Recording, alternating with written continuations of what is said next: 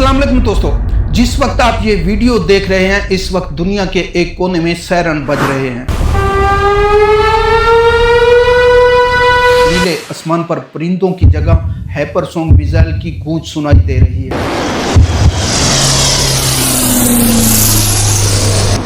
शहर की गहमा गहमी की जगह खौफनाक एयर रेड सायरन बज रहे हैं और दुनिया के ताकतवर तरीन ऐवानों में हुक्मरानों की लरजती हुई उंगलियां न्यूक्लियर बटन के करीब पहुंच चुकी हैं। ईरान, इसराइल और अमेरिका।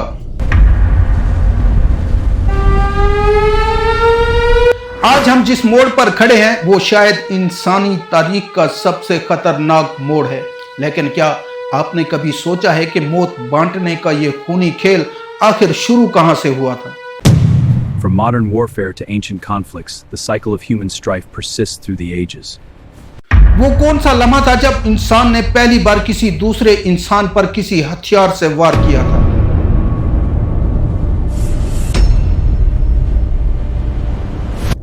कैसे लकड़ी और नुकीले पत्थर की वो छोटी सी लड़ाई आज एटमी जंग के दहाने तक पहुंच गई है।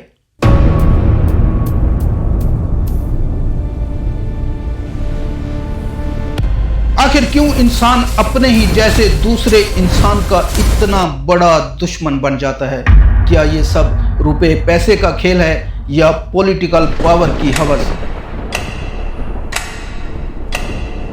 या गैरत और मजहब की आड़ में छुपी कोई गहरी साजिश?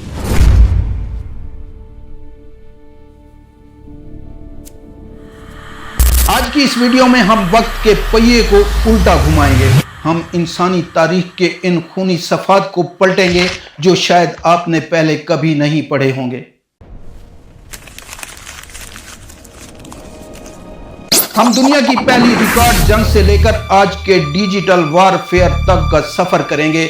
इन मासूम बच्चों की आंखों में झांकेंगे जिनका जुर्म सिर्फ एक गलत वक्त और गलत जगह पर पैदा होना था। ये सब जानने और समझने के लिए वीडियो को आखिर तक देखना जरूरी है।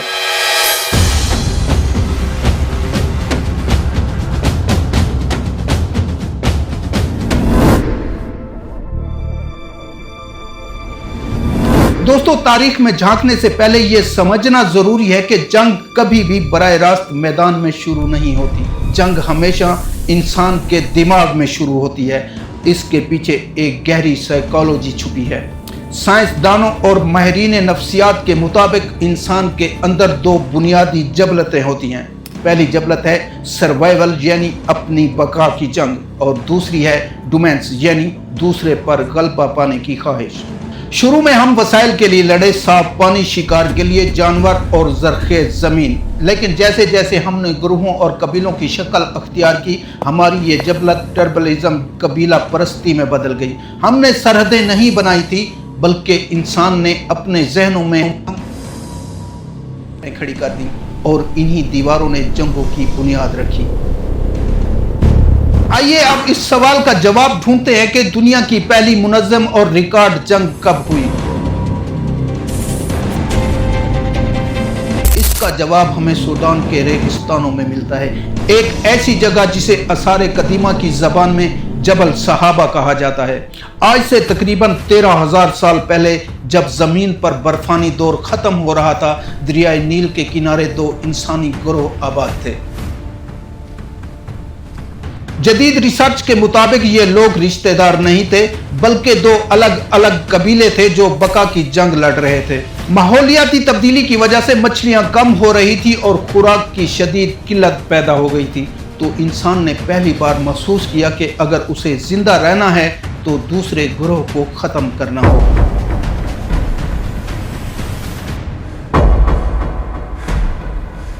साइंसदानों को यहां से 61 ढांचे मिले, जिनमें से 42 ऐसे थे जो तशद्दुद का शिकार हुए थे। इनके जिस्मों में पत्थर के तीरों के नोक पेवस्त थे। कई बच्चों और औरतों के सिरों पर भारी पत्थरों से वार किए गए। یہ محض ایک چھوٹی سی جھڑپ نہیں تھی بلکہ یہ برسوں تک چلنے والے خونی حملے تھے۔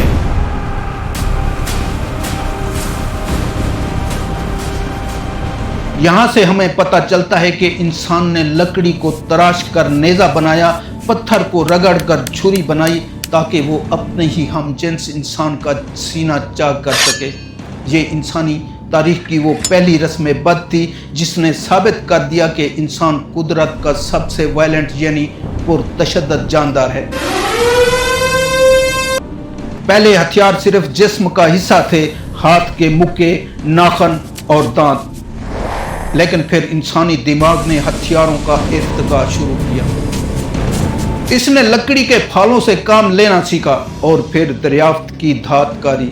کانسے اور لوہے کی دریافت نے جنگ کی پوری بساط ہی پلٹ کر رکھ دی۔ اب تلواریں وجود میں آ چکی تھیں جو پتھر کے مقابلے میں کہیں زیادہ تیز اور جان لیوا تھیں۔ تیر اندازی کے فن نے انسان کو وہ طاقت دی کہ دشمن کے قریب جائے بغیر اس کی آنکھوں میں موت اتار سکے۔ یہاں سے جنگ ایک ضرورت نہیں رہی بلکہ یہ ایک پروفیشن بن گئی۔ طاقتور بادشاہوں نے اپنی کرسی بچانے کے لیے باقاعدہ تربیت یافتہ فوجیں پالنا شروع کی۔ پھر آئے رتھ، گھوڑے اور ہاتھی۔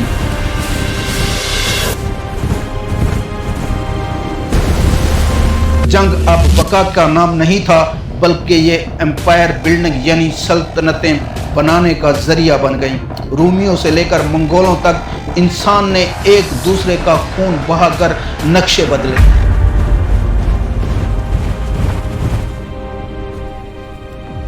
اور وہ سرحدیں جن کا قدرت نے کوئی نشان نہیں رکھا تھا، انہی انسانوں نے اپنے خون سے لکیریں کھینچنا شروع کر دیا۔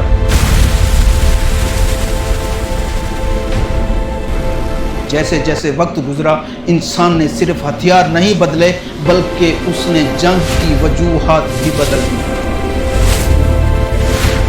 اب لڑائی صرف مچھلیوں یا پانی کے لیے نہیں تھی بلکہ یہ ٹیریٹوری یعنی علاقے کی جنگ بن گئی۔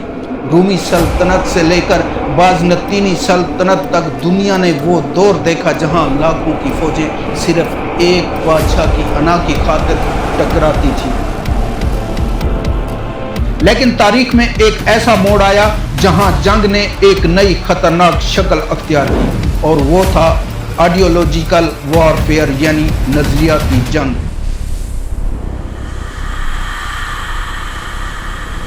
جب انسان نے محسوس کیا کہ دولت اور زمین سے زیادہ طاقتور چیز عقیدہ ہے تو مذہبی جنگوں کا ایک طویل سلسلہ شروع ہوا۔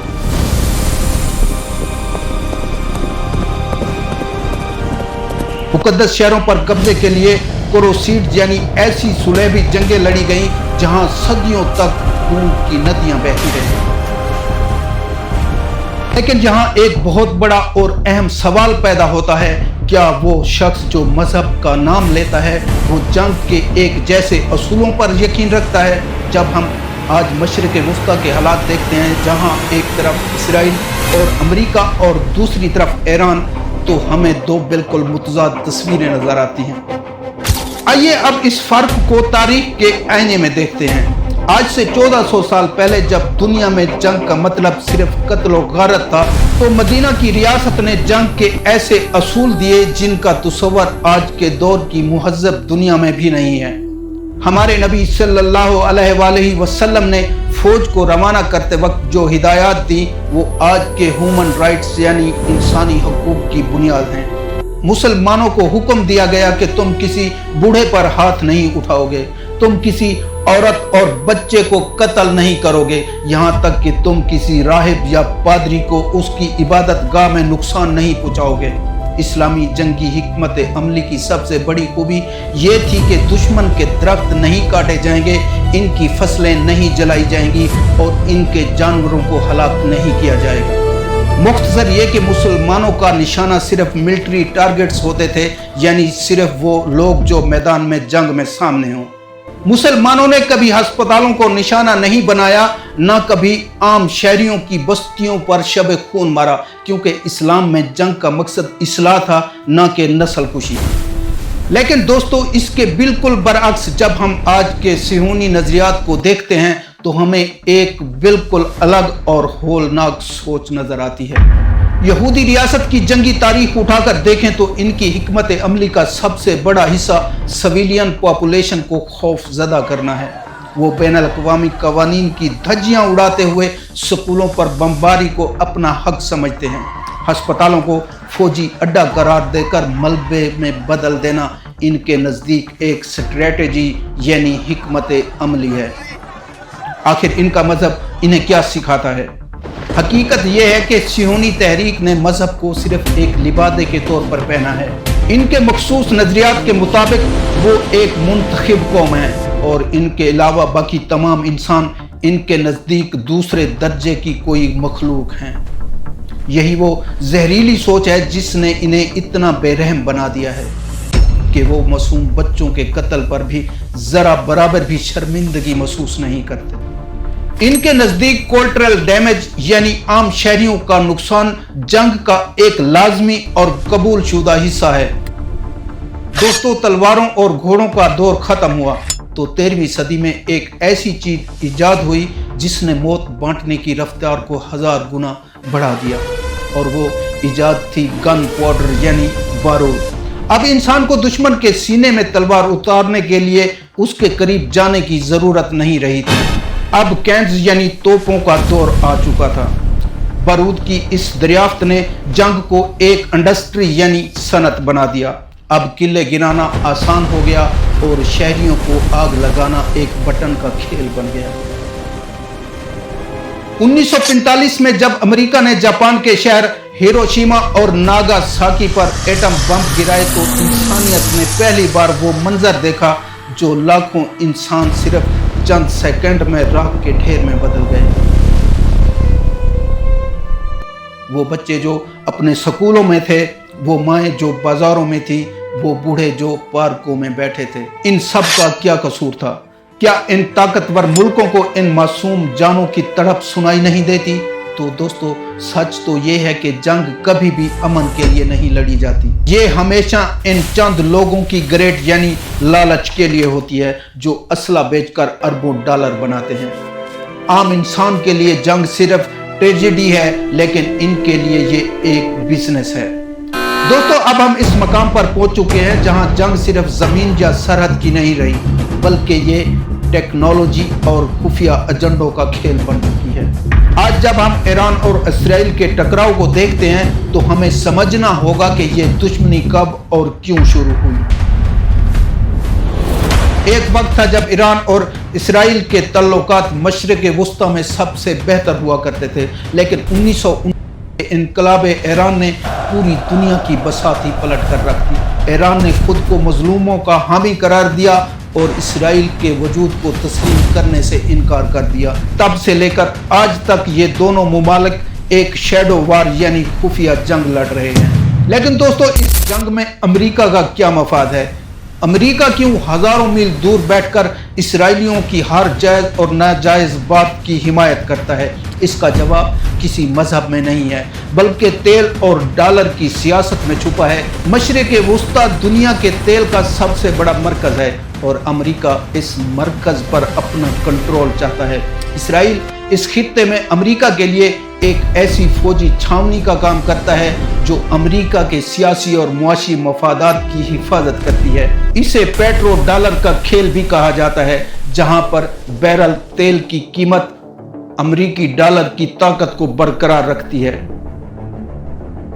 دوستو، اب ذرا ہتھیاروں کے اس سفر پر دوبارہ غور کریں جو پتھر اور نیزے سے شروع ہوا تھا۔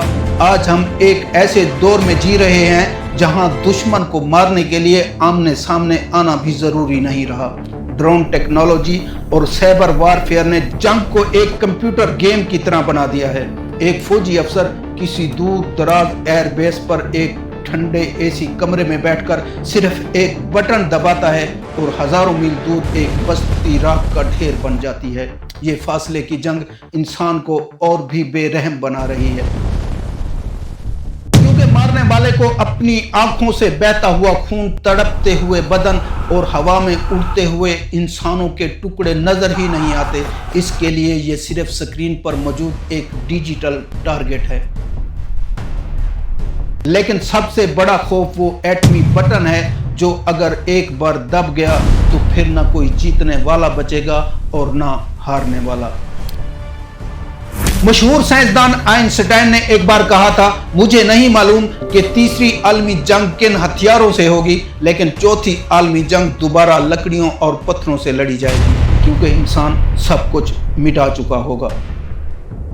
लेकिन नाजरीन, वो मासूम बच्चे जिनका जुर्म सिर्फ ये है कि वो बारूद की इस मंडी में पैदा हुए, चाहे वो गजा के मलबे तले दबे मासूम हो या ईरानी स्कूल में लहू से तारीख लिखती हुई बच्चियां, या दुनिया के किसी भी कोने में जंग का शिकार बेकसूर जाने, इनकी जिंदगियों की कीमत इन सियासतदानों की कुर्सी से कम समझी जाती है। ताकतवर मुल्कों की डिफेंस इंडस्ट्री हर साल खरबों डॉलर का मुनाफा कमाती है, और ये मुनाफा तभी होता है जब दुनिया में कहीं ना कहीं आग लगी रहे। ये मौत की तिजारत है जिसमें आम इंसान एक अदद बनकर रह जाता है। आखिर में सवाल ये है कि क्या इंसान कभी अमन से रह पाएगा, या हम मिट्टी के निशानात से शुरू होने वाले इस सफर को इस मिट्टी के ढेर पर ही खत्म कर दें। दोस्तों, क्या हम अपने बच्चों को एक ऐसी दुनिया देकर जाएंगे जो सिर्फ बारूद और नफरत से भरी हो, या एक ऐसा जहान जहां सच्चाई और इंसानियत की कदर हो? कमेंट्स में अपनी राय जरूर दें। मिलते हैं अगली वीडियो में। बहुत बहुत शुक्रिया।